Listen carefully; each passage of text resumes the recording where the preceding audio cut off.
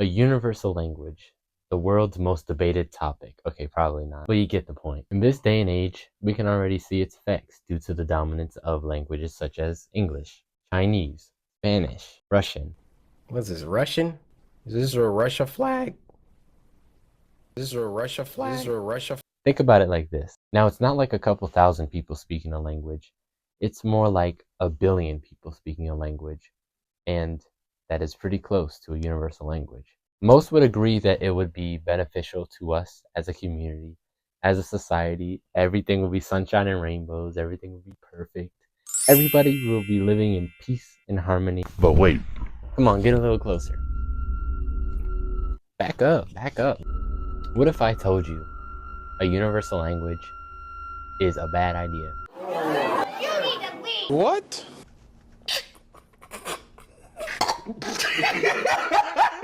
But wait, let me get to my point. Now we're talking the loss of cultural identity, diversity, and language learning in schools. Now, obviously, we need learning. School is very important in that fact. But the fact that school doesn't always do its job is another topic in and of itself. This can make language learning very dull, the way that school projects itself onto the students. It can make it just about tests and about quizzes, and it can really stunt our growth in general. It lacks in the raw experience of actually going to the place and learning the language from the people.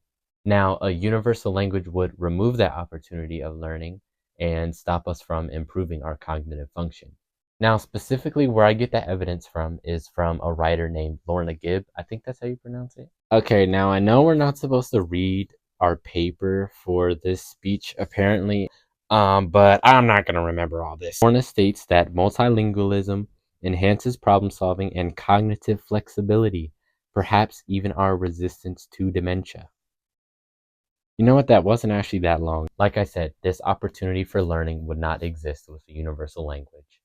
And there would actually be no need to learn any new language because as long as you're over the age of 7, which I'm sure most of you are, hopefully. And that one language would be the only language that you would ever need to speak with anybody in the world. And you know what? This puts cultural diversity in a tough spot. Diversity is really important, and a universal language would really limit that and actually get rid of it entirely. And you know what? When it comes to languages being stripped away or removed or gone extinct, we can already see this in this day and age. There are many languages that are already being endangered and lost. Is that the same thing? It is predicted that around 1,500 languages will be endangered and lost by the end of this century. So yeah, many languages are being lost, and it's not just the languages themselves, it's also the language families. So language families are pretty much languages that have been formed from a common proto-language. And you might be thinking, what does a proto-language have anything to do with a group of languages? You know, I actually didn't know about this until I looked it up and I did my research.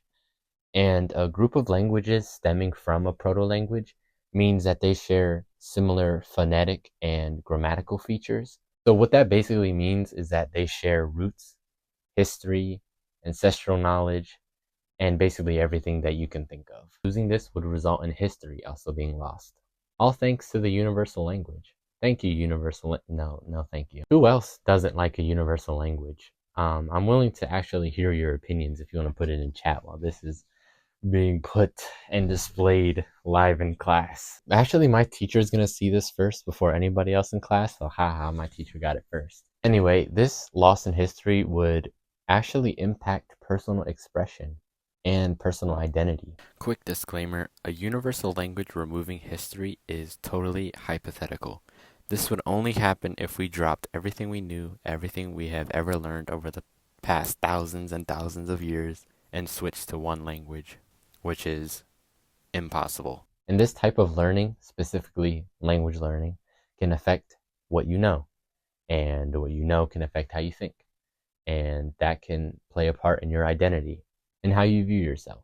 Okay, in a blog about the expansion of identity through language learning, the author says, As students in a foreign language class work to create meaning in a language they are learning together, they engage in a co-construction of their second language identities, which grows into an expanded sense of who they are. Isn't that beautiful?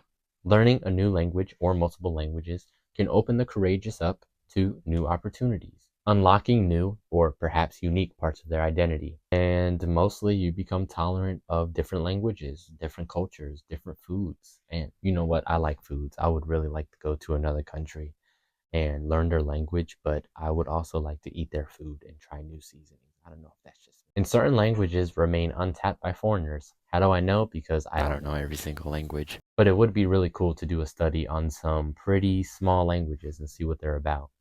And back to the topic of the dreaded universal language, it would shut out so much opportunity for that. Now, how would something as simple as a universal language affect our identities? Well, if you were listening, I already explained it to you. But in short, it will affect what we know, and what we know will affect how we think. And that is associated with our identities. And removing this opportunity can increase our risk for things like dementia. I never even knew about that before. Now, I'm thinking about the other side now. What might some. One source states that monolingualism. So think about it like this. Let me say it slow since it's hard to say it fast. Monolingualism. Lingual as in like language, and mono as in one. Okay? One language. Monolingualism benefits society by strengthening education, increasing economic efficiency, and creating a sense of common identity. Listen, Pinsky, what did I just say earlier? That's the author's name, by the way. Pinsky, what did I just say earlier about identity? I know it'll remove communication barriers, but what about diversity? It may benefit the economy in short term, but what about our history? What about ancestral knowledge that I've mentioned earlier? What about language being endangered? What about language families being lost? What about the broadening of our minds? Plus, I have another source that I have written down. Another source, which is going against this argument, which is against that. It says that companies that employ bilingual staff, bilingual, I keep messing up that word. Companies that employ bilingual staff can benefit from increased innovation in many forms, which is a driving force behind positive economic growth. Thank you, Newman. You did good on that. Why not become a valuable asset in business without sacrificing thousands and thousands and thousands of years of history and languages and culture and diversity, like I've already mentioned at least a million times? Listen, a common identity would not be good at all because we shouldn't all just be common. We shouldn't just be common people. We should embrace our differences and actually use it to stand out. A universal language would be pretty interesting. Languages will no longer influence each other, and linguistic depth will be fizzling out. And I say that because our English language did not just come from English. It comes from a variety of languages. Like there are Spanish words in our English and English words in our Spanish. Well, that sounds like a song. English words in our Spanish.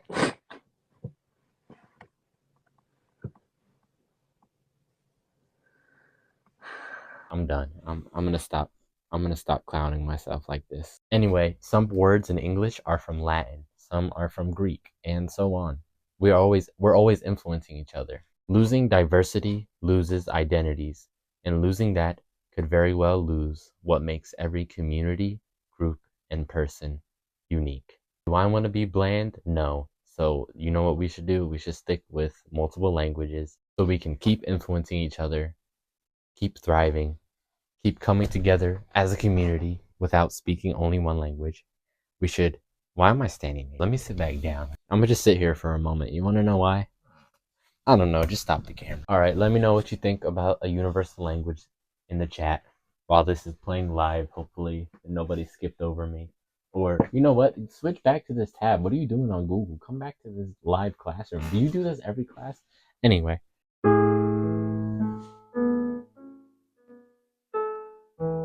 A universal language would remove that opportunity and stop us from improving our cognitive. There are many languages. Here for mozzarella sticks.